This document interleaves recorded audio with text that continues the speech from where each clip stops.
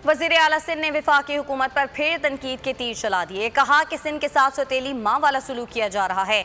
हमारा मुतालिबा है कि हमारे पानी की कटौती की तलाफी की जाए। अपना हक हासिल करने के लिए हर कानूनी रास्ता इख्तियार करेंगे। उजाड़ना तोड़ना इनका काम और बनाना हमारा काम है। इदारों में लोग हैं नहीं और वफाक नौकरियों से निकाल रहा है। नौकरियों से निकालने की बजाय भर्ती किया जाए। तस्वीरें नहीं चाहिए। वफाक की तरफ से बसें 3 साल पहले आ जानी चाहिए। कराची में रवां साल 200 बसें चलाएंगे। कराची में बिला तफरीक काम करेंगे। अपोजिशन से दरख्वास्त है कि सिंध के मफाद में समझौता ना करे।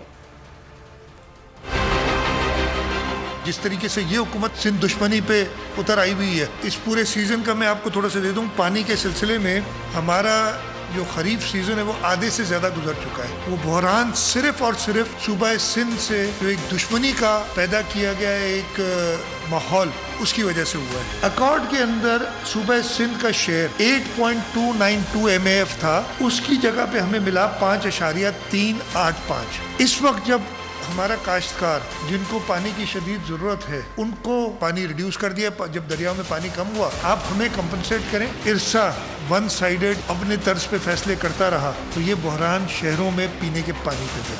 सख्त एहतजाज है। इस सूबे को स्टेप मदरली ट्रीटमेंट दे रहे हैं। इनका काम है उजाड़ना तोड़ना, हमारा काम है क्या करें।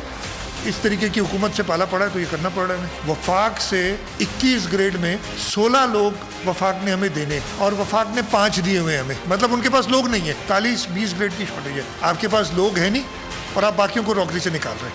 मैं तो कह रहा हूँ भर्तियां करें।